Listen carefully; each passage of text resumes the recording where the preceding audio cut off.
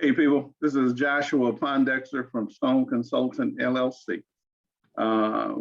Today we're talking about the acquisition of money, the secrets of the acquisition of the money. So there's no secret. It's just that these practices are not widely utilized. That's what makes them a secret. So we have a PowerPoint presentation. Give me a moment. We're going to get that up. I am my own audio visual person too. So here we are. And as these Lunch and Learn series are brought to you by Joshua University, joshuapondexter.com. If you want to learn more information about me, I've been in the financial sector for over 3 decades, no sense in laying out my resume when it's up there on my profile, right? So the 7 strategies for the acquisition of money, how to cures to a lean bank account. If your bank account is lean and you practice these strategies, they will begin to get fat. All right, so here's so if you guys are, if everybody would mute themselves for the moment, we'll be good. All right. So wealth. Remember that there are many forms of wealth, financial wealth being only one of them. One who has rich relationships and a loving community around her is, in my mind, wealthy. One who has a life of excellent health, adventure, excitement, and continuous learning has wealth of a different sort. And one who is connected to all of life and wakes up every morning feeling deeply at peace and aware of the truth must certainly be considered to be one who has accumulated yet another form of riches. The crowd our tribe called society has taught us that economic wealth is the only type of wealth we should chase. Not true, right? So we make this disclaimer because if you don't have no money, we don't want you to feel bad about yourself. Right? If you have a wonderful family, friends, and relationship, and you're excited about your work and about your job, that's a form of wealthy too. Just so happened that this particular discussion is talking about the accumulation of money, currency, things of that nature, right? So I'm going to just keep it in context. But number one, first thing, 7 cures to a lean purse. So first, number one, you got to start your purse to fattening, right? And we encourage you to write these 7 strategies down. They're ancient. They come from the ancient city of Babylon, right? There's a whole book written about the riches of Babylon and the citizens of Babylon. And they was rich because these are the things that they practice. So start thy purse to fattening. This is number 1. So here's the deal. Simple concept. I know we have heard it multiple times, is that pay yourself first, right? And it's true, right? 10% of everything that you earn, it belongs to you. It don't belong to the mortgage man, the rent man. It don't belong to the red bottom people. It doesn't belong to vacations. 10% of everything that you earn, it belongs to you. So whether your earnings come from a job or it comes from your self-employment, your business, no matter where your earnings come from, 10% belongs to you. So that's the 10% that we're going to be talking about, right? How to maximize that 10%. So someone said, well, Joshua, I can't save 10% of my earnings, right? Problem. Now, here's the deal. Here's a little secret for you. If you live in a state that don't have income taxes, like Texas, right? And you live in a state like California, where they have tax brackets to income from 1 to 12%, the more income that you make in California, the more taxes you pay. Also in New York City, right? Anywhere from 4 to 8.82%. That's income taxes. So if you live in a state that don't have any income taxes, you've been blessed with a tremendous opportunity to get your purse to fattening. Right? So we just dropped that on you. And once again, this is an interactive workshop. If you have some questions, you can raise your hand. There's a reaction button. You come off mute and say, well, hey, what do you really mean by that, right? So that's the first we want you to understand is that this 10% of your earnings, it belongs to you. So you got you have $1, got 10%, got 10 cents. The other 90 cents is left for other things. This 10%, this is what we call your legacy money. This money should never, ever, ever be touched, right? This is money you're going to build your wealth with, right? So you don't touch it. And when you employ it, you're going to employ it smartly. We're going to talk about that also. So number 2, control your expenditures, right? You have to control how you spend your money, right?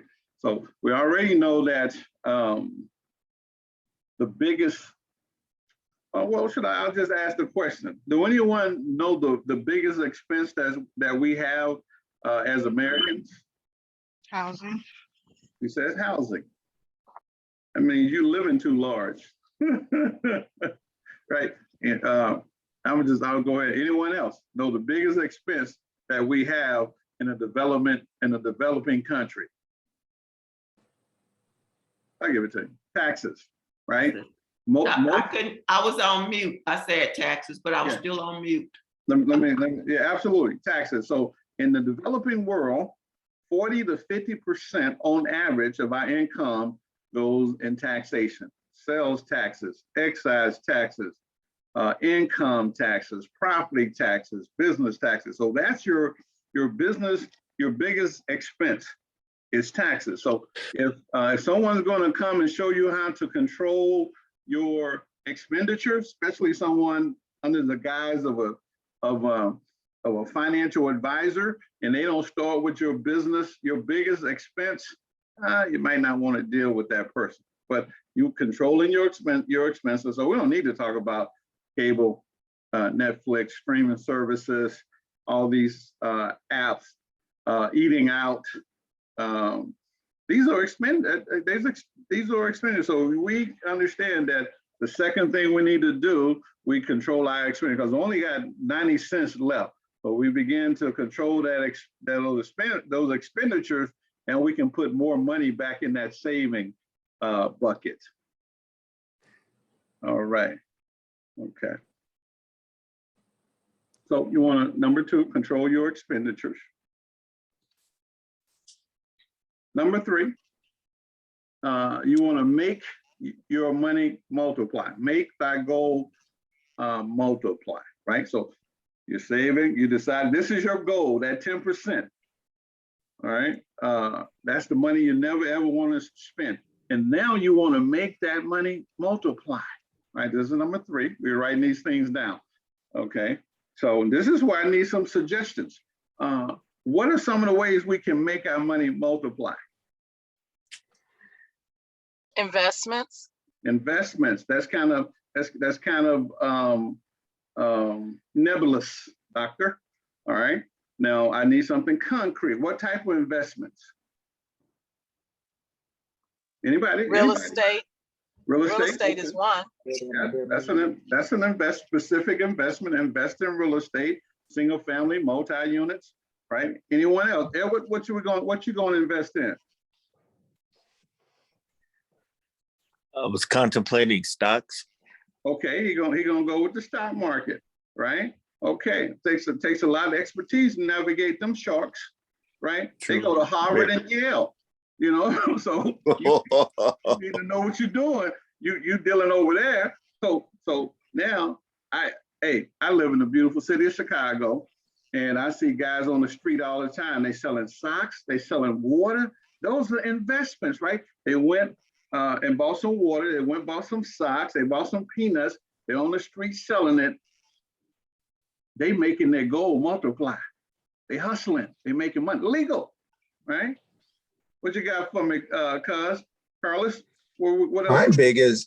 My biggest investment through my 35 years of working was with my 401k and just my savings, and buying a home and paying it off in 15 years. And then that money went to me and my wife as far as saving more, getting a car, paying it off in a minimum amount of time instead of letting someone else get the interest. Just making my money work for me instead of giving it to someone else. And keeping those expenditures low, right? So that's that's the blueprint. The blueprint, 35 years at the job, that takes commitment, right? To go in every day. I ain't never been able to do it, but I got mad respect, right? So, so yeah, so now listen, this money, this 10% that we're talking about, this is your legacy money. This is your goal, right? And when you invest this money, you're not investing it willy-nilly. You invest in it with the criteria that if I employ this money, if I put it to work for me, I must get my principal return back with usury, right? That's the criteria for this 10%. So remember, we ain't got to the 90 cents yet. That 90 cents, you can put that in a retirement account. You can put that in whatever you want to do. But this 10%, that's yours. It belongs to you. It don't belong to nobody else, right? So this is, and whenever you employ that money is coming back to you with interest. All right, here we go. That's number 3. You're going to make that goal multiply. So, and if you're going to invest in real estate, you're going to invest in stock, you need to educate yourself, right? That minimizes your risk. It has your money coming back to you. Number 4, guard thy treasures from loss, right? This is your treasure. You know, you have worked, this is your hard-earned money. So you got to guard it. Now, back when this process was being taught to the Babylonians, the risk was bandits, right? I'll finish this on the record. Okay, all right, Doc. All right, so there was bandits that when they take their caravan, they were selling their rugs and they was taking it from one post to the next post. There was bandits that was going to rob them, right? Sure. What are some modern bandits that you got to protect your treasure from? Interactive workshop. Anybody? Nobody? Maybe ain't got no Poor investments. Get rich schemes. Okay. Get rich quick schemes. Get rich quick schemes. Poor investments. Poor investments. Okay. Anyone else? Derek Bradley.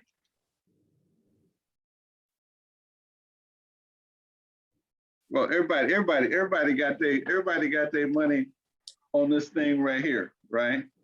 You can those are bandits today. You can get hacked, right? Technology, right? Yeah. So you can get hacked, and then when you give your money to someone, you have to be aware of the fees.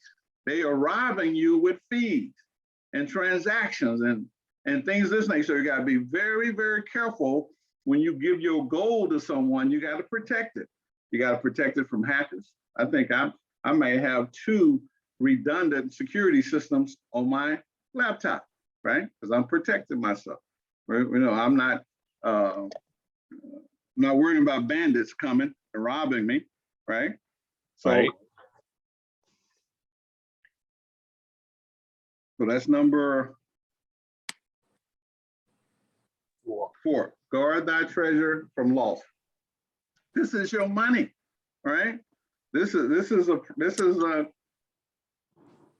you have to guard it. Nobody's going to guard it for you. You know, I know we were talking about it, Los, the Steve Harvey incidents. Millions of dollars he let his accountant rip him off of, right? He wasn't guarding his money. He was making money, Yeah. So are we that sloppy in our personal life with our money? Cannot be. If you want to accumulate money, you cannot be that sloppy with it, thinking somebody else going to care about you and your family, right? And your children and your grandchildren who we have not seen yet. You know what I'm saying? So we guarding our money against all of this. Our accountant don't handle our taxes, right? No. You handle your taxes. Number 5, make of thy dwelling a profitable investment, right? So this is my brother and my cousin, my family. Carlos, he said he wasn't gonna say much, but he said a whole lot there in that initial statement that when he bought a house, right, paid it off, he made it in that's your dwelling. How do you make your dwelling a profitable investment, right? Any ideas out there? How do I make my home a profitable investment? Hi, this is Some people- Lavinia. Well, okay, go ahead. Go ahead.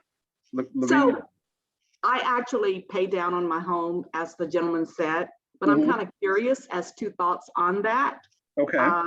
Went in and got the lower interest rate, Mm-hmm. and now am, doubling up on the payment so that I can buy off interest on the end. But just curious if there's anything else around that scenario that I could be doing. Okay, good question. So now you're accelerating your debt, right? And so of course that's a good thing, because now once you get rid of that expenditure, that's more money that you can save, right?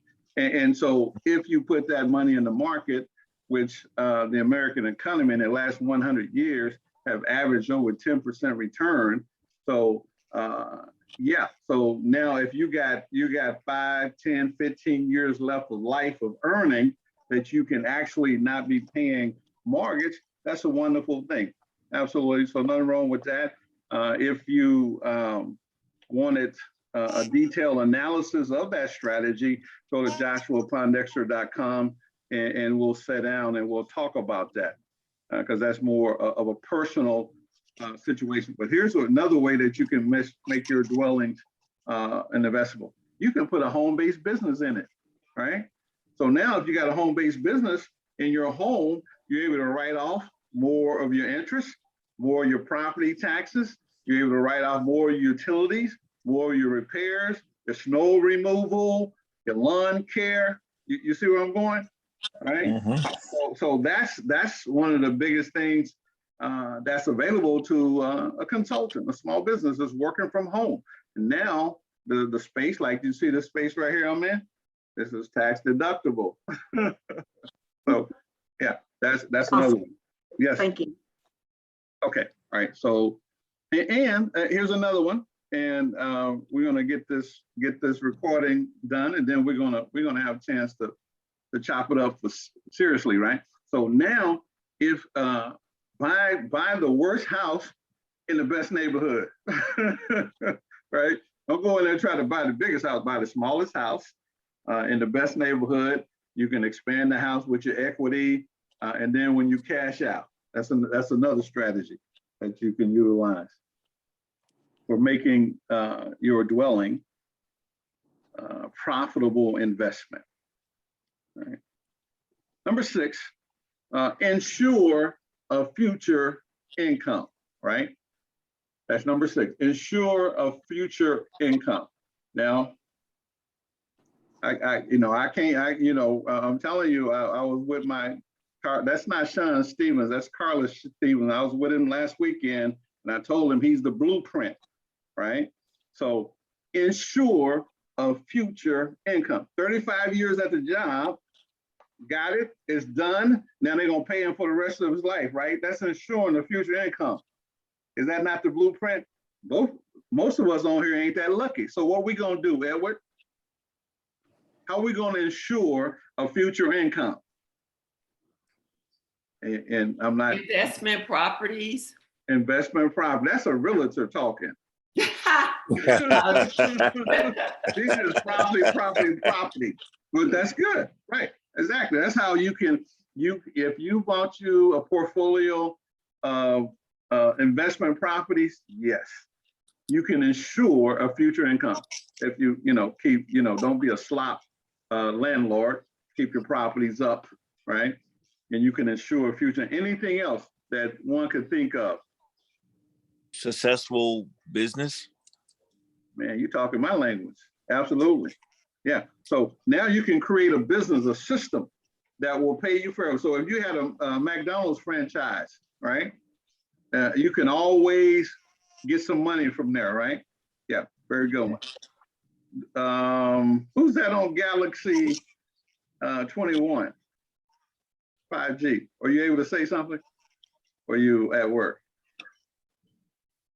Nina? Yeah, it's me. Yeah, go ahead. You're on 2 locations. Okay.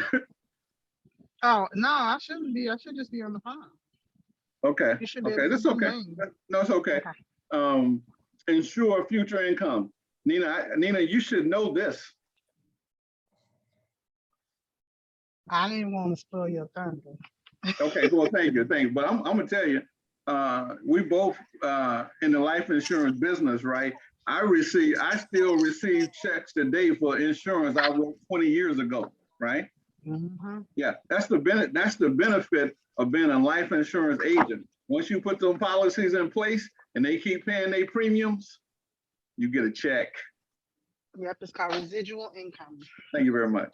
Right, ensuring income. So if you not fortunate enough or committed enough, rather, to stay on your job for 30, 40 years and get a pension and retirement and all that good stuff, then you gotta do some other things.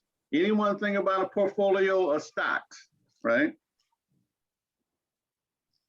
Now, Derek, you got some grandchildren coming. They're gonna be going to Disney forever, right? So you got your portfolio of stock, right? That's paying you forever, right? So this is how you ensure. Once again, there are some nuances to this thing. There's some knowledge that needs to happen. Carlos, you got something for me? No, I'm just listening, soaking it all in. Okay, I saw you come up. You can talk anytime you want to. So now there's some nuances. So now we need to learn how to protect our money. This is your money, right? You can't leave this to someone else. Okay. Sure. Yeah. You have to take 100% responsibility. And then number 7, right? Increase thy ability to earn. This is a big one. So when people always ask, Joshua, what do you invest in? Joshua invests in his ability to make more money, right? Every time I get a book, right? I say, if there's something in this book that they will pay me for, right? So I'm always investing in my ability to earn more money. When I came to Chicago, and about 30-some years ago, I got a little job at night because I left my job and I didn't know I couldn't collect unemployment, right? They said, no, you can't collect no unemployment. So I got a job for $7. It was less than $8 an hour, right? So, hey, I took the job. I worked the job 10 hours, whatever, right? Until I got a better job.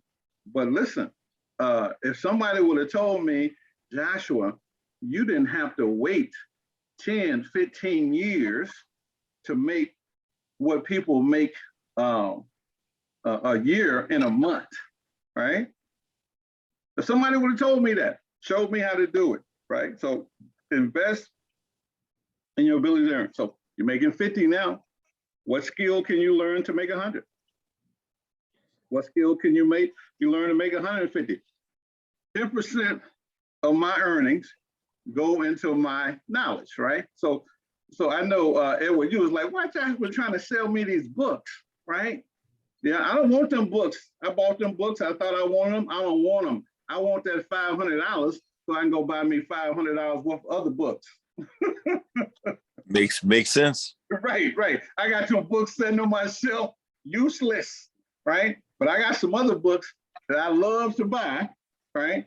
So if I got rid of them books, that's what I'm gonna do, right? So quickly, let's go over them again, and then we're going to